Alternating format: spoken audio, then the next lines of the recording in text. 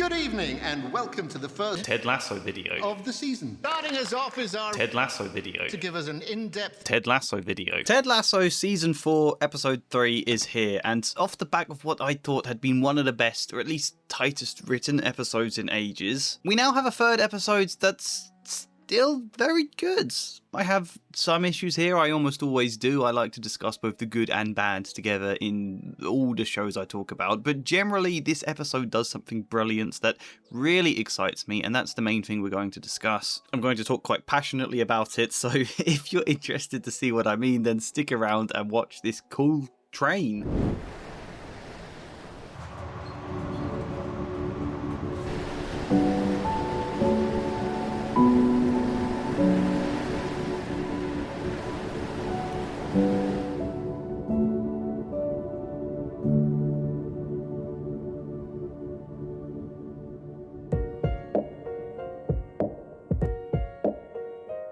So can we start this off by talking about the more, financial spreadsheet kind of stuff? Rebecca and Keeley are struggling generally with the question of how to make this team sustainable, which, again, I'm really happy to see them exploring seriously. I talked about this last video. I said it wouldn't do justice to the struggles of women's football if they didn't treat those questions as really difficult dilemmas and they just dropped some quick solution into the mix that made everything alright for the sake of feel-good satisfaction. No, we're not getting that. We get a shareholders meeting where the vast majority of the men immediately switch off and go to leave the room. Perhaps not the most subtle in its messaging here, but it's an important point. In fact, the key point is the one this guy raises. We're trying to take the men's team to the Champions League. What are we wasting money on this for? Now, for those of you who love the show but don't know too much about football, the Champions League is the European competition each year where the best teams from each league in Europe face off in a big competition that goes on alongside the domestic league to see who wins the European trophy. And it's important because the teams in the Champions League each year earn a hell of a lot of money as a result of it, because A, it means they get to play more games that people can buy tickets for, big games as well. You know, you're playing against your Barcelonas and your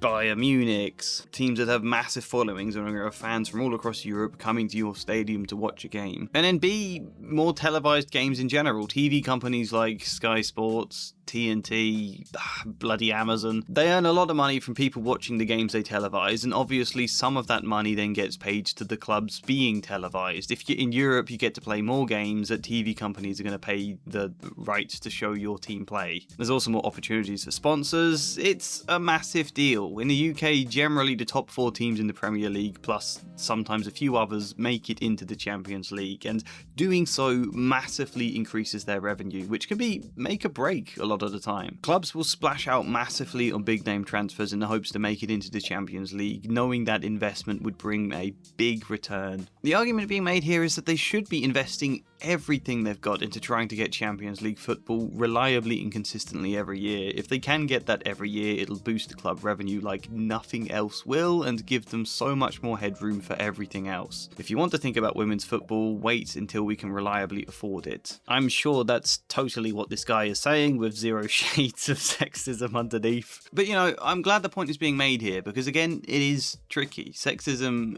is at the heart of a lot of the problems, but it is deeply wound into something also systemic and financial as well that makes it really difficult to untangle. And we should take that question seriously. There's a lot of space opening up for if the men's team struggles this season, where's the criticism going to go? That could be quite an interesting storyline. Add to that, these are shareholders. You do need to keep the shareholders on side to an extent, and you also need to attract as many fans as possible to the women's team if it's going to succeed. But when their starting impression is at best dismissal of this team and at worst frustration that it might affect the men's, that's also very difficult for the club to overcome. Made even worse that the Higgins report was leaked. I really hope that's a plot point going ahead. I'm confused why no one this episode is scrambling around trying to find out who leaked it. Rebecca should be questioning Higgins about that. Hopefully we'll see a development later on, but this big document laying out that the team won't work and it will cripple the men's finances. These are arguments now out there very clearly in the public to create a narrative about this side that Rebecca and Keeley and Ted are going to have to work very hard cards to combat now, to change that narrative, to very much turn doubters into believers. These are good problems for a story. I always said this show was at its strongest when it felt like the world was against Ted as he fought to slowly win people round. And we got that same basic dynamic back for season 4 now, only this time it's going to be the world against the women's team, or even the Richmond fans against the women's team. We see Rebecca try to convince their sponsor to stick with the women's team, which does happen a little too easily for my liking, admittedly. I mean, Rebecca makes a compelling cultural case, but there also are pragmatic financial arguments she could have raised too. Keeley's struggle to get proper kits on time does raise my eyebrows a little. I mean, surely that's organised weeks in advance, that you can advertise the kits for fans to buy, open them up for pre-orders. I know this is League 2 and it's only a friendly, but that's the kind of stuff you need to be doing if you want to grow the following for this team. It needs to be a real marketing push, and I'm kind of surprised Keeley's dropped the ball on that. I don't think we're meant to see it that way. Also, they were wearing training kits last episode, right? All the players, with the exception of maybe Gemma, Lizzie and Shannon, have training kits that do have sponsors on them. Just, you know, quickly print some numbers on the back of those shirts for them to wear. That would probably suits the sponsors a lot happier. I mean, I shouldn't be nitpicking there, because I like the idea. It's a simple cock-up that leaves Keeley terrified that she and the team are going to be absolutely humiliated, that this will add fuel to the narrative out there already dismissing this team. And maybe that's still what's going to happen. Maybe those fans will see articles about the women wearing kits painted by a bunch of school children, and it'll further inflame their judgments that women's football is just not professional enough. I'm all for seeing that kind of conflict, having to change people's minds on that. Because this conflict, this inherent dismissal and ridicule within the community directed towards women's teams will be the core of the story this season. Make that as multifaceted as you can. So even if that one example around the kits does feel a little engineered to me, I still like the idea a lot, and the point goes much further than just this. However, to explain that, we first need to talk about the other plot thread this episode. I commissioned my own report on the sustainability of women's football, something in Richmond. Thought you might like to take a look sometime. Thank you. World Anvil! Yep, they are sponsoring this video. World Anvil is an online tool for game masters, for writers, for tabletop RPG players and world builders.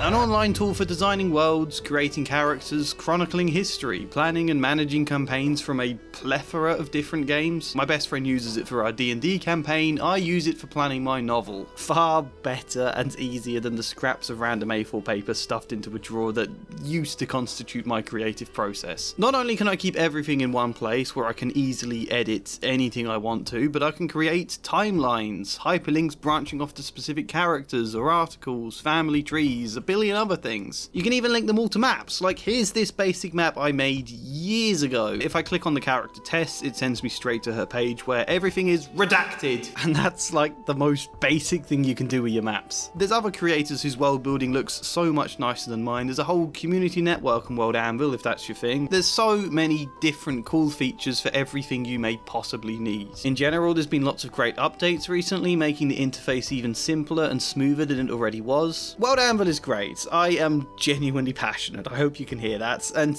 if you desire, if you crave, if you call to the heavens for a 51% discount, then use the code TREE, or click the link in the description or the pinned comment, and if you just want to try out the free version, then go for it. There's no time limit, test it out for as long as you want. World Anvil. So we've lost 2 strikers now, one to an ACL and the other to pregnancy. Ted decides on local tryouts for replacements, while Alice also suggests trying to sign Gemma J. And I like this a lot because principally it's feeding in some good character dynamics here. There are lots of players for this whole squad that we've got to get to know. So far we're aware of a goalkeeper who doesn't wear gloves and 2 defenders who are twins that always argue, but you know, those are like character quirks. I want more personality, I want conflict, dynamics, I want intrigue, you know? Season 1 was great at quickly bedding in a conflict between Roy and Jamie that was quite interesting and started to include Keeley as well, but also Sam lacking in confidence and being bullied by Jamie, and Isaac being, well, Isaac. Bringing in a player who's new to this team gives us a good focus point as we get to know them all, but also someone who has built-in history and built-in conflict with the other new character we most need to get to know, which is Alice. Immediately episode 2 made Alice one of my favourites here.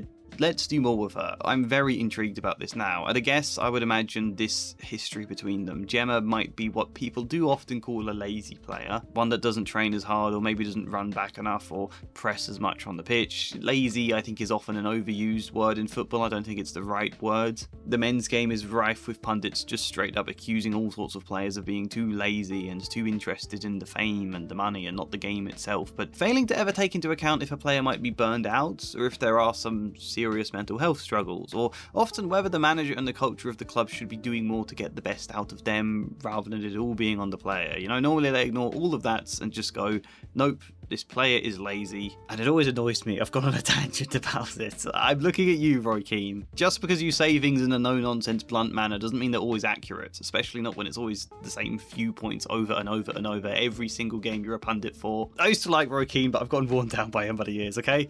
But it's true to say some players are very, very talented, but not great for the training, and you have to weigh up how much to try and rein them in and make them work harder, but risk demotivating what makes them great and what makes them so joyful about the game, and how much to accommodate them, and where the kind of balance is there with the rest of the squad. Gemma plays football for the joy and the love, not the rigorous work, especially not if she also needs time to study law. Is she the kind of player that if you let her feel joy about the game, will deliver? If you give her space to feel free and able to express herself, will do brilliant things with a football. Alice, at least from the impression we've got so far, is more the reverse sort of attitude here. She spent God knows how many hours preparing a very massive dossier on all the players. She seems to believe in hard work and careful preparation, and what's more, she was a player herself who had a lot of promise but was forced to retire due to devastating ACL injuries. I wouldn't be surprised if there's a part of her that sees herself in Gemma, sees the kind of talent she may have had, and doesn't want to see Gemma squander it. A level of vicariously wishing to see her succeed where Alice herself was unable. You quit law school, one foot in, one foot out. We'll see how long she lasts before she quits. And as a result, she's hard on Gemma because she's very hard on herself. That's a bit of a shot in the dark at the moment, but there are hints to suggest that might be where the story is going, and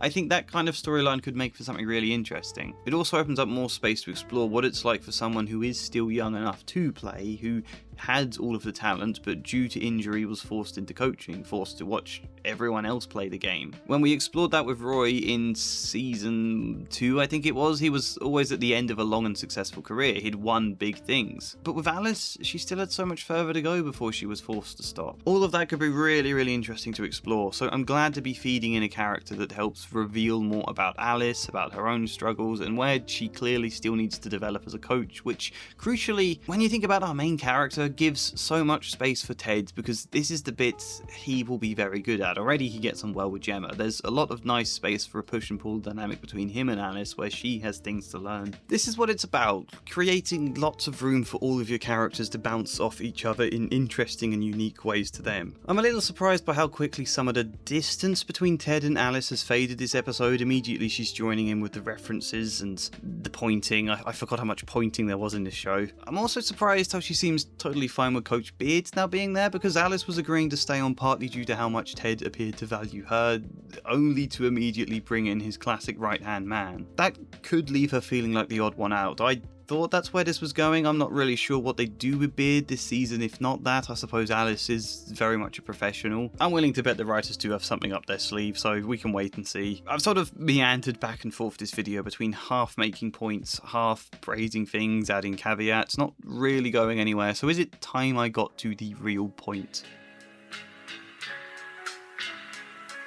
One of the things I do love best about Season 1 Ted Lasso is that due to the fact he was the ultimate underdog who knew nothing about the sport, and due to the fact Rebecca was a very new owner who appeared to hate the sport, or at least the side of the sport she was aware of, and both of them being thrown into this new world of Richmond, that setup made a lot of space to just explore how wonderful football is as a whole. Through both of them we were introduced to the love of the game, and what often felt like it could be a love letter to football, the greatest sport in the world. Yes, it is. I refuse to entertain any differing opinions there. But 3 seasons on, we've kind of gotten used to the world of Richmond FC and the simpler core that reminded us why sport matters so much to so many people, why it ties entire working class communities together, despite how increasingly it gets diluted down by corporate enterprise and corrupt FIFA presidents and Jeff Bezos now buying a stake in my team. At its heart, it's a simple game ordinary people love that brings people together, and one of the big advantages with going into the women's leagues now, especially the second tier, is that it becomes much easier to draw our focus back to that, due to the fact the sports is less scaled up here, less corporate. There's all of that stuff going on one end of this story, obviously, Rebecca and Higgins and Keeley, but there's much more of a split between that world and the world we're seeing with Ted and Alice and Coach Beard, and that's really interesting, I think, for me, to have that more of a contrast. It kind of just struck me watching the match at the end here, how all of the fans were just on one side to pack out the stand where the rest are bare. This is not the massive Richmond's men's stadium as I'd expected they were playing in. They kind of hinted they might be. This is either Richmond's training pitch or another smaller stadium they have for the women. I'm not quite sure. I think it's their training ground. Our commentators, whilst still real life names similar to the use of Jeff Stelling or Thierry Henry in the past, are now positioned in a little pavilion to commentate from. And what it reminded me is that at this level of football, people aren't in it for the money or the fame. I mean, I think few footballers go into it for that anyway, but the reason to persist at this level is very much due to the love for the sport. Gemma, we see, is also studying law, and whilst Alice criticises this as a point of lacking focus, it's not exactly uncommon for women's second-tier football that players would have other careers. The wages aren't great, and we all need money to survive, and I'm hoping the season touches on this more, this struggling space between semi and full-time professional, where a lot of them may make a lot of big sacrifices precisely because they want to keep playing a sport they love, even if it's not as financially incentivized. I mean, I think recently the PFA, the Professional Football Association, has been introducing a guaranteed minimum salary for all women's footballers so that there is some stability. There is at least a decent wage, because if players are financially able to focus 100% on the sports, then the level of game will obviously improve as a whole. And I think they're introducing this for the second tier as well, although I don't know how quickly it has or it will be introduced. I'm hoping some of you in the comments can shed a bit more light on this than I can, but I don't know if that's taken effect for the characters here. Either way, they are all here mainly for the love of the game. I mean, I think that's always been true, but it's much easier to see it at this level, you know? That's exactly what they emphasise with Gemma. We see her playing five-a-side for the love of the game. Boots refuses to wear gloves, even though she could have reached a richer, more higher level of the sport if she had chosen to, because this is what she loves. This is her passion. Keeley and Rebecca even are both persisting with the plan, despite everything telling them this will be a financial disaster, for the love of the game. The first 3 seasons of Ted Lasso shined a light on the fact highly paid superstar footballers are still human beings who go through a lot of ordinary human mental health struggles. Season 4 seems set to explore not just how women in football face their own unique struggles, but also the struggles of lower level as well. That opens up so much more space to make this a much stronger love letter to football. You know, while still a bit unbelievable, there is enough disbelief we can suspend in order that a schoolgirl who loves the sport can design kits for the team to wear. The local no-nonsense pub landlady we've known for 3 seasons now, that we can see her heart swell and realise how much this means to her. Characters that have been bedded into this show for a long time. My point is, we've had a lot of women in the show who have existed around the men's game, supported the men's game, given everything for it, and all of them, after 3 seasons, are now perfectly positioned to highlight exactly why people love this game. Women's football specifically, but the sport as a whole, by virtue of getting to see it grow from the ground up. You know, there will be a sea of people out there, or even characters within this show, who think women's sport is boring, don't see the point in it, may consider basing the show around it now as like some woke pandering stuff. I've had a few comments the last 2 episodes suggesting that. But the best answer this show can give to those kind of criticisms is to just be as sincere a love letter to the game as possible, and I think that's what we're really getting here, and I think having these characters who've existed in the show for so long being able to just very organically do that is a very strong point. And it's kind of brilliant having Shannon in that sense, you know, this random girl who Ted has seen playing about with a football in the park since season 1, the girl who's just been forever in the background, suddenly she's given an incredibly unlikely shot, as unlikely as Ted being a manager, and it means the world to her. That's such a cool character progression, you know, that's a great way to highlight what sport can mean, you know, football matters to the community, and that's what the show is highlighting here, perhaps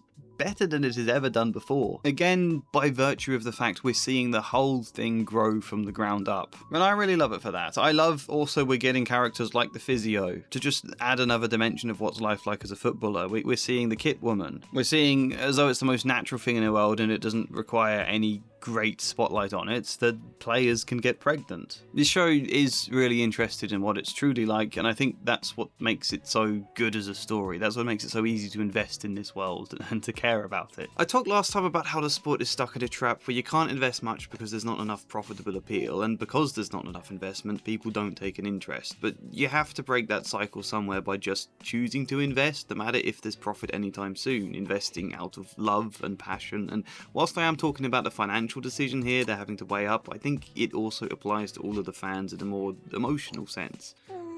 People are going to have to choose to invest in the sports and the team. Supporters giving genuine support, not just fans expecting some kind of return. And as a metaphor for kind of all of this, investing in the things we love in the world, I think that's a great idea to base this show around. I do have problems with this episode. I don't know what we're doing with Coach Beards. I think the sponsorship concerns were resolved too easily. I'm kind of confused by Henry and his mum now just being here. I'd like some clarity on where they're living, when they arrived, what the setup is with Ted, how they all feel about it. I feel like there's a scene I missed or something, because we just go to Henry immediately being there, getting ready for school. I'm like, oh, okay. I'd still also like to get to know the players in the squad a lot better, but this continues to be a surprisingly good season of television that's, again, made me laugh. I said before, I almost never laugh at Ted Lasso, but that's 2 episodes in a row that got laughter out of me. I'm having a great time. But what do you all think? Comment your thoughts, good or bad. Like the video if you liked it, subscribe, maybe support me on Patreon or buy me a coffee, but otherwise, hopefully see you next time. And as ever, a special thank you goes to Flying Spider, Luke Gore, Michael Gallagher, Emery, Faithy, TQM, Kinesthetic, Maury, Sebastian, Alicia, Chad Bramwell and Joshua C. Follier. Thank you.